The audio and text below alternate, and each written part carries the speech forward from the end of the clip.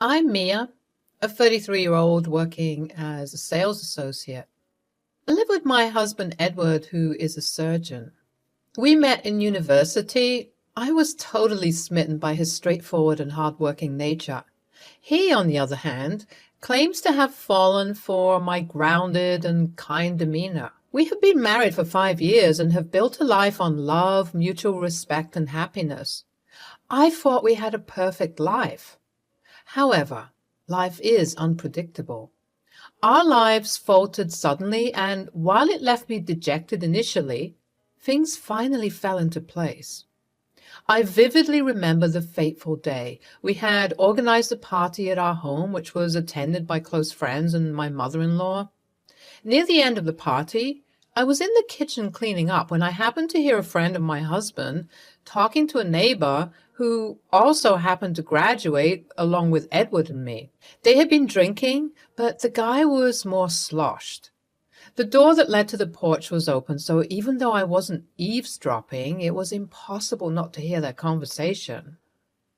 "Barbara, I must say that you look ravishing tonight." "Thank you, William. That's very kind of you." "What are you doing tomorrow evening? Care to join me for a drink?" "That's very kind of you, William, but I have a working day tomorrow." "Okay, so how about the day after?" "I'm sorry, I'm not interested." But William won't budge. "All I'm asking is a date with a pretty girl like you. I'm sure you won't regret it."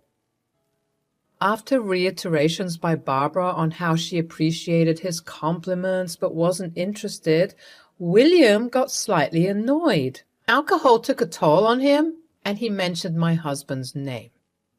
"I bet if I was Edward, you'd have no issues with this."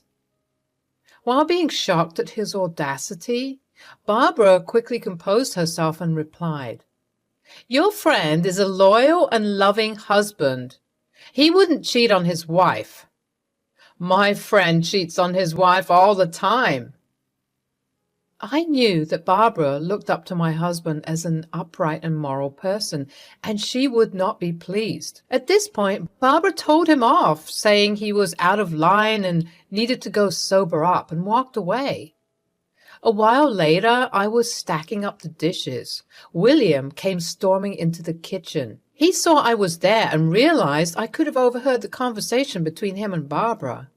He showed little regret for his behavior and instead said, "Glad that you're here, Mia, because all that you heard was true. It's annoying how Edward gets away with it and never gets held accountable." To be honest, I didn't trust William with this. He was Edward's colleague at the hospital. I had heard from Edward's other colleagues and Edward himself how William was jealous of Edward's caliber and shit-talked about him at the hospital. I could guess that his words were stemming from the resentment he had for Edward. I just looked at him as he spoke and proceeded with my chores. The next thing I heard was a squabble between William and Edward near the garage. "You don't deserve anything you have, Edward." Edward was calm and tried to deal with the situation peacefully. "I think you need to head home, William. You are not in your senses. I'll ask a friend to drop you home." "Huh. I don't need your charity. It was a mistake to come to this party." I felt sorry for Edward. He didn't deserve anyone's spite or snide remarks. It ended with me stepping in and kicking William out after he went overboard. "I'm sorry for William's behavior, love. He's a jerk sometimes. I hope he didn't say anything brazen to you." "Oh, no, don't worry about it. He made Barbara uncomfortable, though." "Oh, that punk. I'll take care of it. Let's sleep now. It's too late." Sometime later, I was laid off from my company as a restructuring measure. Though the sudden change disturbed me, I continued to apply for other jobs. However, luck wasn't on my side.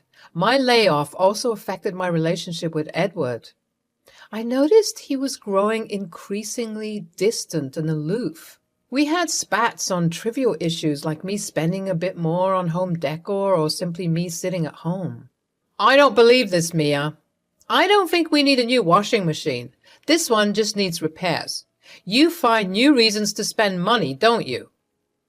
We have been using this machine for months, Edward. It is rugged and noisy. There's a risk of electric shock. Safety comes above money, right? That's easy for you to say, since you aren't the one spending. Let me handle the major expenses, all right? You focus on getting a job. It was surprising how my brief unemployment changed a lot between us. I was ridiculed even though Edward was earning well and we could manage until I got a job. My savings were limited and I reduced asking Edward for money to a bare minimum. I was managing my expenses. However, the loving wife in me thought his disdainful behavior would drive me to get a job soon. After all, I would be financially self-dependent to a great extent like before. I was supposed to leave for a friend's wedding one day. I readily accepted an offer from another friend to pick me up since I didn't want to bother Edward with cab fares. I bid Edward goodbye. His cold response hurt me, but I decided not to spoil my mood. However, my friend got a bit late and I decided to wait in the living room. Edward did not know that I was still in the house. A while later, I heard a knock on our door. When I opened the door, a woman, who seemed to be our age, stood in front of me. She seemed confused, looking at me, and then apologized, saying she knocked at the wrong door. Suddenly, Edward came up from behind and uttered in a displeased manner, "Oh, you're still here?" "Yeah, I am, running a bit late. My friend should be here any time soon." It seemed like Edward wasn't expecting me there. It was my house too, and his attitude cast a doubt. He nodded and went up to the woman's car that was parked outside. They talked for 5 to 10 minutes and she drove away. I left some time later. However, this incident kept running at the back of my mind. After I returned from the wedding, I casually tried to bring up the matter one evening. "So the woman that came that day, was she a patient?" Edward gave me a stern look, which intimidated me a little. I don't think I could have interrogated him any further. He looked down at his phone and murmured, "She's just a friend." "Oh, all right. I haven't seen her before, though." "Oh, come on, Mia. You don't have to be so inquisitive about everything. She is a recruit at the hospital, and I'm helping her out with a few administrative things." I didn't say anything further, though Edward's answer wasn't convincing. It seemed like he was simply avoiding the conversation. Days passed by. One fine day, I returned from an interview and walked in on a semi-naked Edward on a video call with a woman. I was shocked to my core.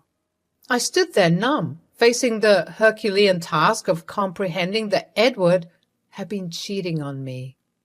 He stumbled and nearly fell off from the chair he was sitting on. However, he got normal in a moment. After I got back to my senses, I shouted, "What on earth is this, Edward? What are you doing?" Edward stood in silence. "Since how long have you been cheating on me? Are you sleeping with this woman?" What surprised me was that Edward was so unbelievably unbothered. He looked at me for a moment and said, "Yes." I was speechless. "Are you sleeping with others too?" "Yes."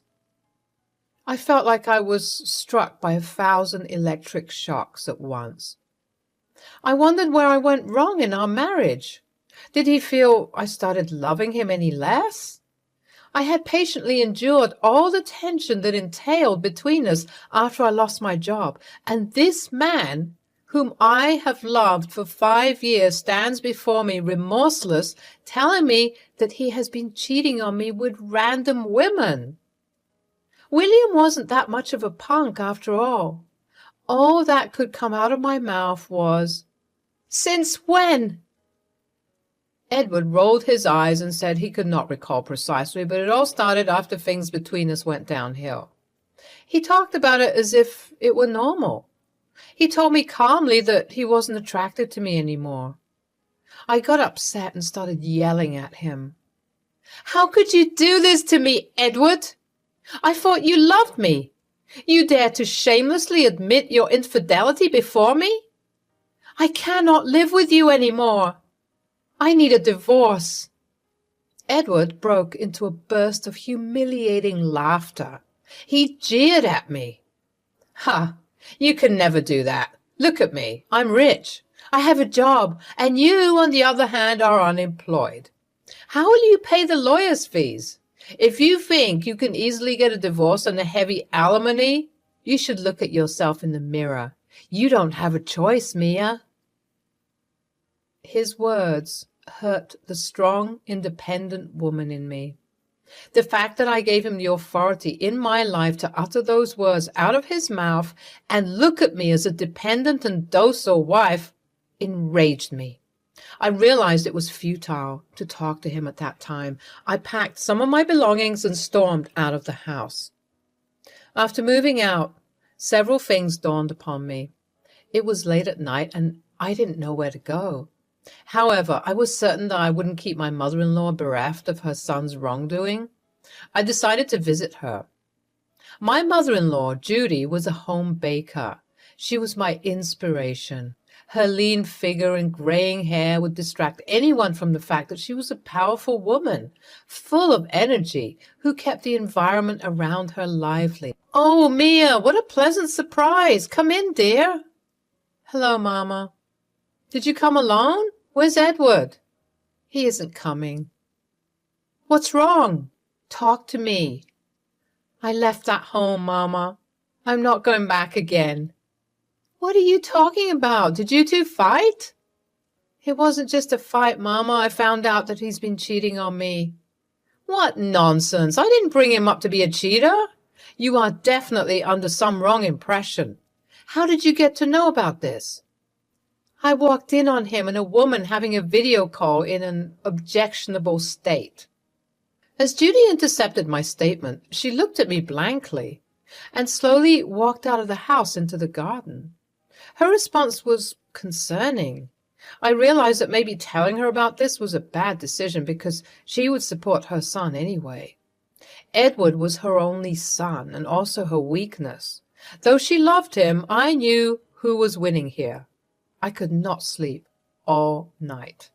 The next morning, I went up to her room. She wasn't there. I was worried. She didn't answer my calls. As I went out looking for her, I found her coming towards me.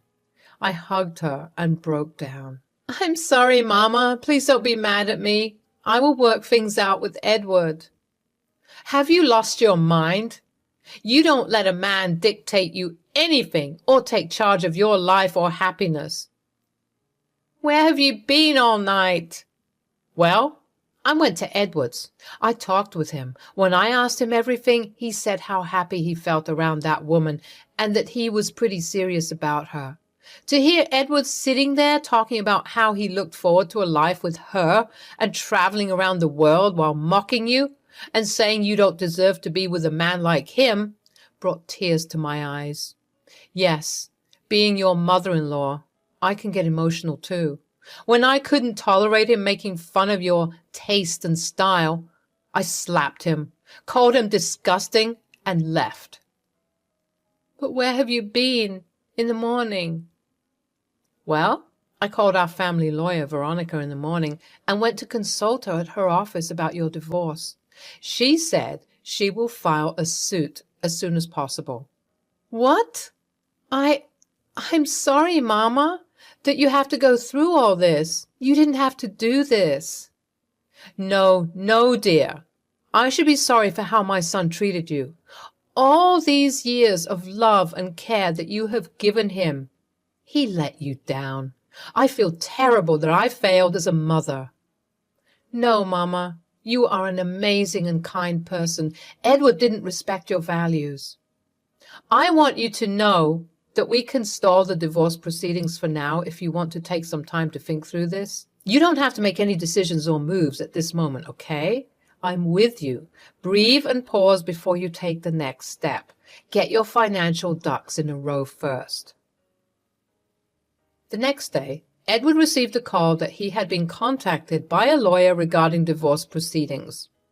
I received a frantic call from him. "Who do you think you are? Would you be able to pay your lawyer as long as the proceedings continue? You have absolutely no shame. After all, you were used to spending your savings on petty things. I do not want to listen to your rubbish, Edward. I shall see you in court." As Edward was speaking, Judy, who was passing by, took my phone and chided me. "Don't you dare traumatize Mia. How cruel can you be? Why don't you just let her go respectfully instead of creating a scene? I still can't believe you cheated on this innocent soul. I will take care of the lawyer. Veronica will smash you in court." Edward was stunned. He managed to utter, "Mom? It was done at your behest?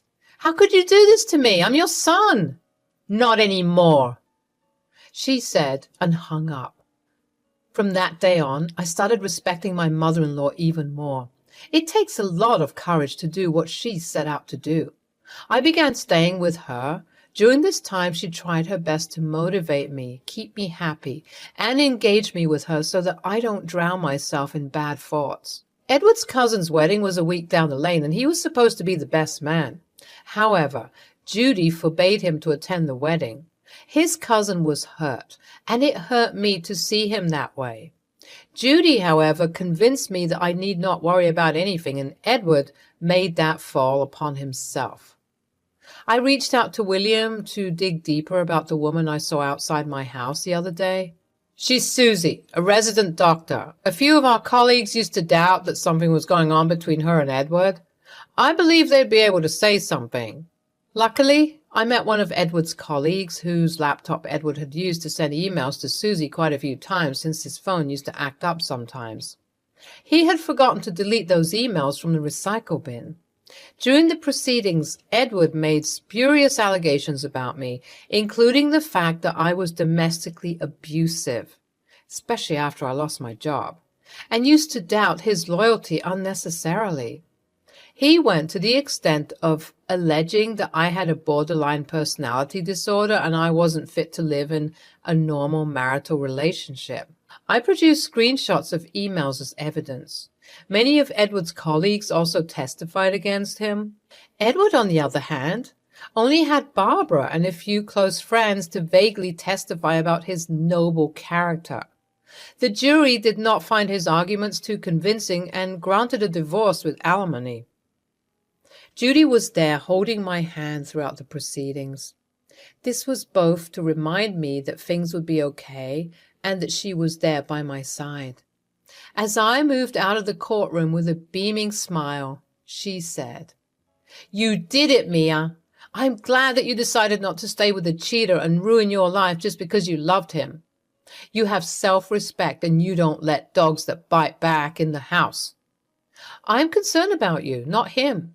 Ever since he cheated on you for the first time, it was clear that he doesn't see you as a person or important. He thought that you would be weak if you didn't have a job. He kept pushing you down, cultivating that same mindset. If he ever tries to threaten you or convince you to come back to avoid the alimony, tell him that he can love that woman and you will love yourself." "No, Mama, you have been my backbone and helped me endure this difficult phase in life. I didn't expect that you would support me, considering it was your son. But you have stood by my side like a rock pillar. I'm thankful I had you, and I can never do enough for you." "Thanking me won't be enough. You have to help me complete the order for the blueberry wedding cake, and then cook your celebrated shepherd's pie for me." "You are the best." My father and father-in-law died young, so I have never seen how a male figure runs a household and takes care of his family. Edward was the first guy I saw in those roles, and until our marriage went into a downward spiral, he had been this loving, supportive, and chirpy man. However, as they say, things don't remain constant.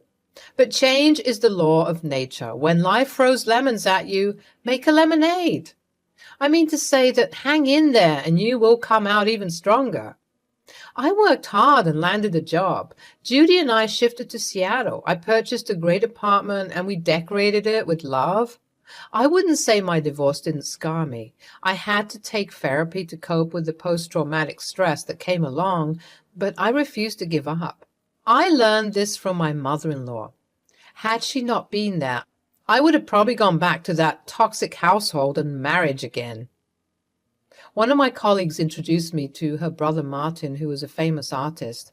We hit it off well, and I went out with him. It seemed like he was healing all the scars left behind by Edward. He gave me the respect and love I had been craving for since so long. Judy liked him too. While I was skeptical of going a step further in the relationship, Judy convinced me to give him a chance and told me that it takes one man to teach a woman that all men are not the same, and he could be that person in my life. I must say, I do not regret taking a step further. We will take wedding vows a month from now. I am finally living my best life.